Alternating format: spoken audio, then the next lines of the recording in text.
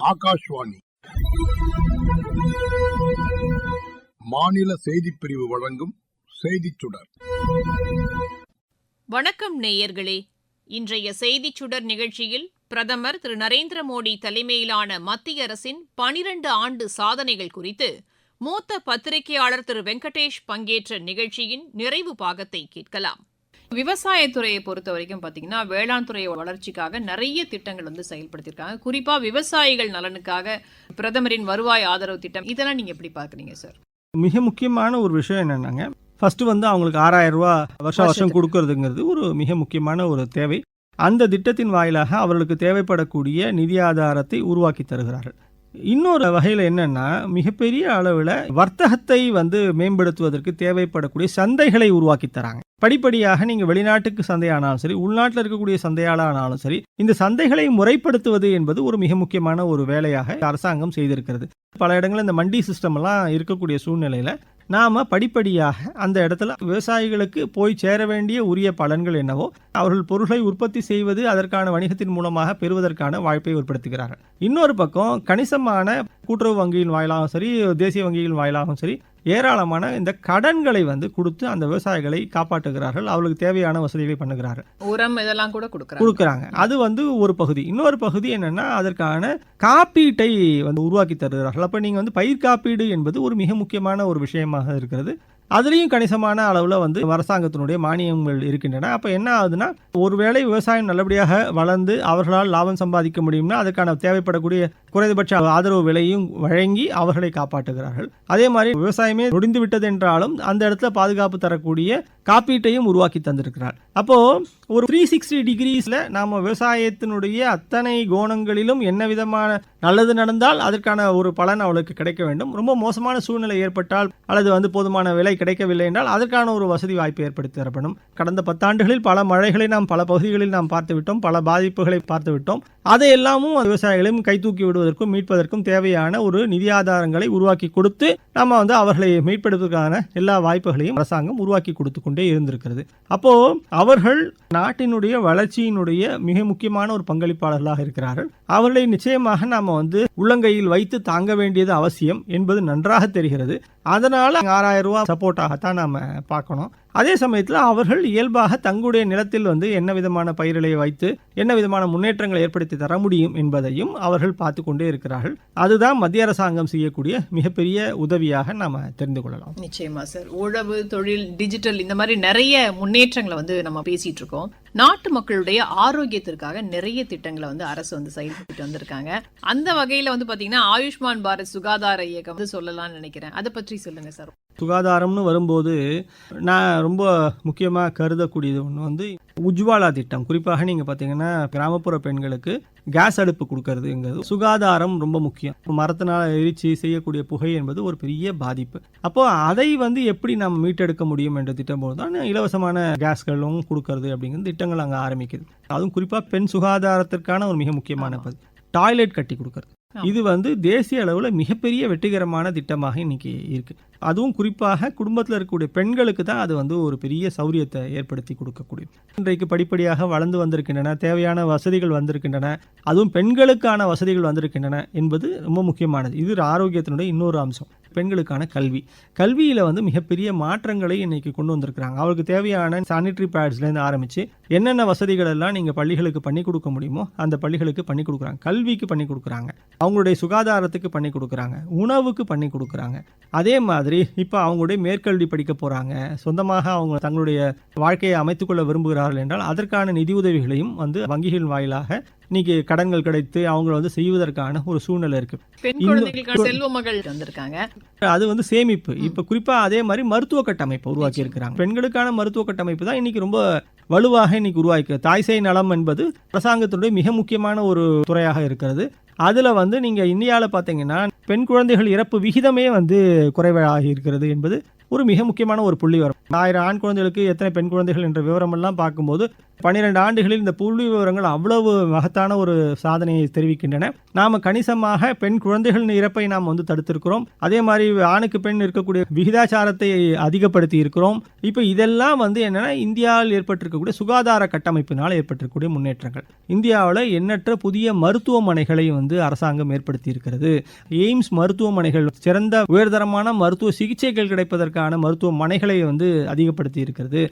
மக்கள் மருந்தகம் அந்த மாதிரி விஷயங்கள் அது வந்து இன்னொரு கம்ப்ளீட்டான ஒரு புரட்சிகரமான திட்டம். அரசாங்கத்தினுடைய நீங்க சரியா சொன்னீங்க. என்னன்னா முழுசா வந்து பார்மசிட்டிக்கல் கம்பெனிஸினுடைய கட்டுப்பாட்டுகள் இருந்த ஒரு துறையை வந்து மக்கள் மருந்தகங்கள் அப்படியே திறந்து விட்டன. அதாவது ஜெனரிக் மருந்துகள் என்பதை பற்றி இருந்த ஒரு தவறான அபிப்பிராயத்தை மக்கள் மனத்திலிருந்து முழுசாக நீக்கியவை வந்து மக்கள் மருந்தகங்கள் தான். இதே மருந்து தான், அதே விதமான காம்பவுண்டு தான், அதே விதமான ஒரு வீரியமுள்ள மருந்துகள் தான். ஆனால் நீங்கள் மிக குறைவான விலையில் கிடைக்கும், மிக அதிகமாக பயன்படுத்திக் கொள்ளலாம் என்பதெல்லாம் இந்த ஜெனரிக் மெடிசனை பற்றி அதனால் வரை இருந்த தவறான அபிப்பிராயத்தையே முற்றிலுமாக அரசாங்கம் மாற்றி அமைத்தது. அதே சமயத்தில் இந்த மாதிரி இதர மருத்துவ முறைகள், ஆயுஷ் மருத்துவமனைகள் வாயிலாக நீங்கள் வந்து உள்நாட்டு மருத்துவர்கள் எல்லாவற்றையும் பயன்படுத்துவதற்கும் அந்த மருத்துவர்களை ஊக்குவிப்பதற்கும் அவர்களுடைய மருத்துவ பிராக்டிஸை வந்து அக்செப்ட் பண்ணுவதற்குமான ஒரு பெரிய கட்டமைப்பு இந்த 12 ஆண்டுகளில் தான் பெருமளவு ஏற்பட்டது. அப்போ நீங்கள் என்ன ஆச்சுன்னா இதனுடைய தொடர்ச்சி தான் சர்வதேச யோகா தினம் மாதிரியான ஒரு தினத்துக்கெல்லாம் நம்ம வந்து யோகாவுக்கு கிடைச்சிருக்கக்கூடிய ஒரு சர்வதேச அங்கீகாரம், சிறந்த வாழ்வியல் முறையா நமக்கு ஜூன் 21ங்கிறது ஒரு சர்வதேச அளவிலான ஒரு நாளாகவே இன்னைக்கு வந்து எல்லா நாடுகளிலும் வந்து கடைபிடிக்கப்படுது, கொண்டாடப்படுகிறது. அப்போ நம்முடைய உள்நாட்டினுள் இருக்கக்கூடிய ஒரு தொன்மையான அறிவையும் நவீன மருத்துவத்தையும் இவை அத்தனையுமே ஒருங்கிணைத்து நம்முடைய மக்கள் மத்தியில் கொண்டு போய் சேர்க்கிறோம். குறிப்பாக இன்னைக்கு நீங்கள் வந்து பல இடங்களில் இப்போ போன பட்ஜெட்டில் கூட பார்த்தீங்கன்னா மூலிகைகள் வளர்ப்பது என்பதோ அல்லது வந்து மருத்துவ மூலிகைகள் பயன்படுத்துவது என்பதை நம்ம வந்து அதிகமாக ஊக்கப்படுத்தி கொண்டே இருக்கோம். அப்போ நம்முடைய இண்டிஜினியஸ் மெடிசனையும் அதே மாதிரி வெஸ்டர்ன் மெடிசனையும் ரெண்டுத்தையும் நம்ம ஒருங்கிணைக்கிறோம், அதையும் நம்ம கொண்டு வந்து சேர்க்கிறோம். பல மருத்துவமனைகளில் அதற்கான ஒரு இண்டிஜினியஸ் மருத்துவத்துக்கான பிரிவுகளை உருவாக்கி தருகிறோம்.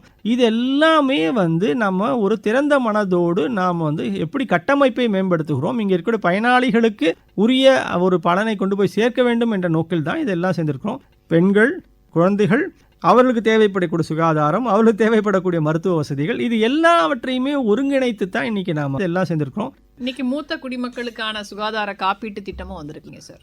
கிண்டியில மாதிரியான இடங்கள்லாம் பார்த்தீங்கன்னா இன்னைக்கு மூத்த குடிமக்களுக்கான சிறப்பு மருத்துவமனை, தங்குமிடங்கள், இவை எல்லாவற்றையுமே நம்ம வந்து கவனம் எடுத்து நம்ம செய்யறோம்.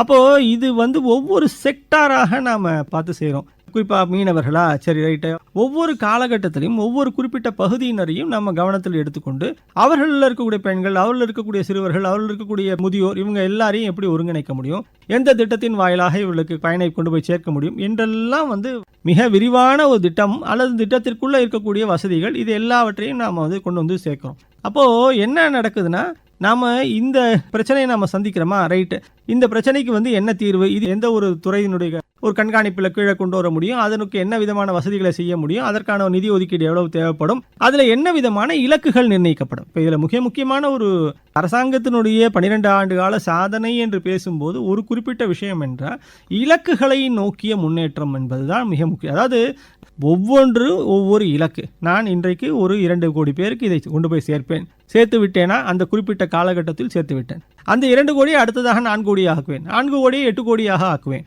அப்போ எனக்கான அந்த தேவை என்பது இன்று கொண்டே தான் இருக்கிறது. ஆனால் அது இலக்குகளை நிர்ணயித்து அந்த இலக்குகளை அடைவதற்கான ஒரு பயணத்தை நாங்கள் மேற்கொள்கிறோம். அப்போ என்ன நமக்கு தெரியுதுன்னா, பயனாளிகள் கண்ணெதில் தெரிகிறாள். யார் பயனாளிகளே என்றே தெரியாமல், அவர்கள் வந்து உண்மையாக அந்த பயனை அடைந்தார்களா என்றே தெரியாமல் இருந்த சூழ்நிலை என்பது மாறி இலக்குகளை நிர்ணயித்து இலக்குகளை அடைவதில் கவனம் செலுத்தி அந்த குறிப்பிட்ட இலக்குகளை குறிப்பிட்ட காலகட்டத்திற்குள் அடைந்து நாம வந்து அடுத்த கட்டத்துக்கு நகர்ந்து கொண்டிருக்கோம். அரசாங்கத்தினுடைய இந்த 12 ஆண்டு கால பயணம் என்பது மிகப்பெரிய இலக்குகளை கூட சிறு சிறு இலக்குகளாக பிரித்து கொண்டு அந்த இலக்குகளை அடைவதற்கான ஒரு முயற்சியில் அரசாங்கம் வெற்றி பெற்று கொண்டே வருகிறது. அதனால் அந்த பயன் வந்து பகுதியாக போய் சேர்ந்து கொண்டுதான் இருக்கிறது என்பதை தான் நாம் புரிந்து கொள்ள வேண்டும். நிச்சயமா சார். பெண்களுக்கான, நாட்டு மக்களுக்கான நலனுக்காக என்னெல்லாம் செஞ்சிருக்காங்கன்னு சொன்னீங்க. பெண் குழந்தைகளுக்கு ரொம்ப முக்கியத்துவம் கொடுத்திருக்கு அரசு. அதை எப்படி பார்க்குறீங்க சார்? பெண் குழந்தைகளை காப்போம், அவர்களுக்கு கல்வி கற்பிப்போம் அப்படின்ற ஒரு சிறப்பான இயக்கம் வந்து முன்னெடுக்கப்பட்டு பார்த்தீங்கன்னா நிறைய குழந்தைகள் வந்து பள்ளிக்கு வந்து போறாங்க.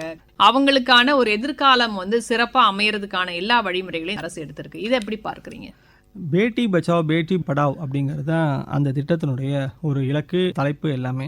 என்ன நடந்திருக்குன்னா, நம்ம வந்து இந்தியாவினுடைய எல்லா பகுதிகள்லையும் ஒரே விதமான ஒரு ட்ரீட்மெண்ட் வந்து பெண் குழந்தைகளுக்கு இருந்ததில்லை. என்னன்னா, எல்லா இடத்துலையும் இங்கே விதவிதமான ஒரு ட்ரீட்மெண்ட் வந்து நடந்திருக்கு. சில இடங்களில் குறிப்பாக தென்னகம் வந்து ஏற்கனவே வந்து ஒரு கல்வி ரீதியாக வளர்ச்சி அடைஞ்சது, ஒரு பண்பாட்டு ரீதியாக வளர்ச்சி அடைந்ததுனால நம்ம பெண் குழந்தைகளை வந்து வரவேற்கக்கூடிய ஒரு மனநிலையில் தான் நம்ம பெண் குழந்தைகளோடு வைத்திருக்கிறோம். ஆனால் பல வட மாநிலங்களில் இன்னைக்கு மிகப்பெரிய மாற்றத்தை நாம் வந்து பார்த்து கொண்டிருக்கிறோம். அந்த இடத்துலலாம் தேவைப்படக்கூடிய அடிப்படையான ஒரு பண்பு என்னன்னா, நாம் வந்து அந்த இடத்துல பெண் குழந்தைகளை காக்க வேண்டும், அவர்களுக்கு சந்திக்கக்கூடிய சிரமங்களை நாம் தீர்க்க வேண்டும். குறிப்பாக பிறப்பிலிருந்து ஏற்படக்கூடிய மருத்துவ ரீதியான பாதிப்புகளை சரி பண்ணி பின்னாடி அவர்களை படிக்கவும் வைப்போம். அந்த படிக்கவும் வைப்பது என்பதுதான் மிக முக்கியமானது. இந்த படிக்க வைக்கக்கூடிய இடத்துல தான் அரசாங்கம் பெரிய அளவில் மிகப்பெரிய முன்னேற்றங்களை இன்னைக்கு செய்து கொண்டிருக்கிறது.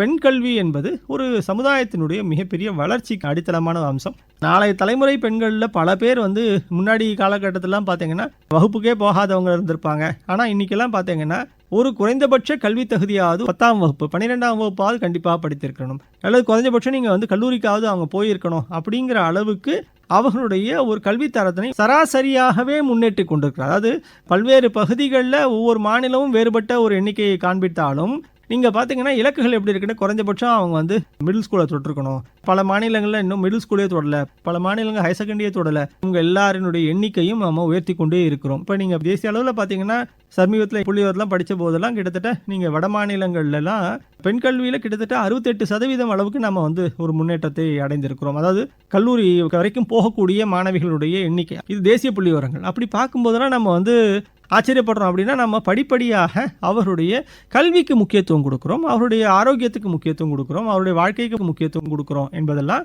பெண்களுடைய ஒரு முன்னேற்றத்துக்கு, ஒரு எதிர்காலத்துக்கு செய்யப்படக்கூடிய முதலீடாகத்தான் நம்ம பார்க்கணும். மாற்று எரிபொருளுக்கான முக்கியத்துவத்தை வந்து அரசு வந்து கொடுத்துட்டு வராங்க. தற்காலத்துக்கு வந்து மாற்று எரிபொருளை பயன்படுத்துங்க அப்படின்னு ஊக்கமும் கொடுக்குறாங்க. இதை எப்படி பார்க்குறீங்க? ஏன்னா நிறைய இடத்துல இப்போ இந்த சூரிய சக்தி பயன்பாடு அப்படிங்கிறது நம்ம கண்கூடா பார்க்குறோம். மிக அவசியமான தேவை, காலத்திற்கான தேவை. சர்வதேச பருவநிலை மாற்றத்தை கருத்தில் கொள்ளும் போதும் இது ரொம்ப அவசியமான ஒரு விஷயமாக இருக்குது. என்னன்னா, சர்வதேச அளவில் இன்னைக்கு வந்து நம்ம பருவநிலை மாற்றம் என்பது மிகப்பெரிய அளவில் ஒரு தாக்கத்தை ஏற்படுத்தி கொண்டிருக்குது. நதிகள் அழிகின்றன, கடல்கள் வந்து வற்றி வருகின்றன. இதெல்லாம் நம்ம சந்திக்கக்கூடிய சிக்கல். அது வந்து இயற்கையான சிக்கல். இப்போ நமக்கு ஏற்பட்டிருக்க செயற்கையான சிக்கல் என்னன்னா, இந்த ஹோர்மூஸ் நீரினால் ஏற்பட்டிருக்கக்கூடிய பாதிப்பு. இந்த ஹோர்மூஸ் சூழ்நிலை இயல்பு நிலைக்கு வருவதற்கு இன்னும் எத்தனை நாள் ஆகும் என்று தெரியவில்லை. அதனால நம்முடைய எண்ணெய் பயன்பாட்டை வந்து பெருமளவு குறைத்துக் கொள்ள வேண்டும் என்று பிரதமர் அவர்கள் சொல்லிக் கொண்டு வருகிறார். இப்போ தான் நம்ம வந்து என்ன நினைக்கிறோம்னா, நம்மகிட்ட இருக்கக்கூடிய இதர எரிபொருள் ஆற்றல்கள், சூரிய மின்சாரமாகட்டும், குறிப்பாக நம்ம தண்ணீர்லேருந்து எடுக்கக்கூடிய நீர் மின்சாரமாகட்டும், காற்றாலை மின்சாரமாகட்டும், இதை எல்லாவற்றையும் நாம் பயன்படுத்திக் கொள்ள வேண்டும் என்பதை நாம் வந்து செய்து கொண்டிருக்கிறோம். இதை வைத்துக்கொண்டு இயங்கக்கூடிய வாகனங்களை பயன்படுத்த வேண்டும். இப்போ குறிப்பாக நீங்கள் ஹைட்ரஜனில் இயங்கக்கூடிய வாகனங்கள்லாம் நம்ம வந்து பயன்படுத்த வேண்டும், எத்தனாலேயே முழுசாக இயங்கக்கூடிய வாகனங்களை பயன்படுத்த வேண்டும் என்றெல்லாம் நாம் நகர்ந்து கொண்டிருக்கிறோம். இது எல்லாமே அடுத்த ஒரு புதிய மாற்றத்திற்கான ஒரு விஷயமாகத்தான் நாம் பார்த்து கொண்டிருக்கிறோம். ஃப்ளெக்ஸி என்ஜின் சொல்கிறாங்க. அதாவது ஃப்ளெக்ஸி என்ஜின் என்னன்னா, அது பெட்ரோல் டீசல்லையும் இயங்கும், இல்லைன்னா நீங்கள் வந்து எத்தனாலையும் இயங்கும். இன்னைக்கு பார்த்தீங்கன்னா சர்வதேச அளவில் அந்த மாதிரியான வெகு சில நிறுவனங்கள் தான் அந்த மாதிரியான வாகனங்களை தயாரித்து கொண்டிருக்கின்றன. இந்தியாவில் அது மாதிரி வாகனங்களை தயாரிக்க வேண்டும். இந்த ஃப்ளெக்ஸி ஃபியூவலில் இயங்கக்கூடிய வாகனங்கள் வந்துவிட்டால் நீங்கள் 100% எத்தனாலில் கூட நம்மளால் வந்து வாகனங்களை இயக்க முடியும் என்பதெல்லாம் வரும்பொழுது நாம் இதெல்லாம் வந்து ஒரு அடுத்த கட்ட ஒரு நகர்வு. சில விஷயங்கள் எப்படி நடக்குதுன்னா, நம்மளை வந்து ஒரு சில விஷயங்கள் புஷ் பண்ணுது. இக்கட்டான தருணம் வரும்போது அடுத்த முடிவை நம்ம பார்க்கிறோம். எப்படி கொரோனா காலத்தில் நமக்கு டிஜிட்டல் உலகம் வந்து எப்படி ஒரு திருப்பத்தை ஏற்படுத்தி கொடுத்தனவோ, இப்போ இந்த ஹோர்மோஸ் நீரிணையும் இந்த சர்வதேச சிக்கல்களும் எரிபொருள் ரீதியாக நம்ம வந்து முற்றிலுமான வேற ஒரு திசைக்கு நம்மை நகர்த்தி கொண்டிருக்கின்றன. இதைத்தான் பிரதமர் அவர்கள் சொல்லிக் கொண்டிருக்கிறார்கள். இந்த 12 ஆண்டுகளில் பல புரட்சிகளை, பல மாற்றங்களை பிரதமர் அவர்கள் கொண்டு வந்திருக்கிறார்கள். அதுக்கு அடுத்த கட்ட மாற்றமாகத்தான் இந்த எரிபொருள் சார்ந்த மாற்றம் வந்து இருக்கும் என்பதுதான் என்னுடைய கணிப்பு. நிச்சயமா சார். மத்திய அரசோட 12 ஆண்டு கால சாதனைகள், அதுலயும் வந்து மக்கள் நலனுக்காக செய்யப்பட்டது, நாட்டு நலனுக்காக செய்யப்பட்டது, குறிப்பாக கட்டமைப்புக்காக செய்யப்பட்டது, இப்படி பல விஷயங்கள், தொழில் வளர்ச்சி, பொருளாதார வளர்ச்சி, நிறைய விஷயங்களை சொன்னீங்க. மிக்க நன்றி சார். மிக்க நன்றி மேடம்.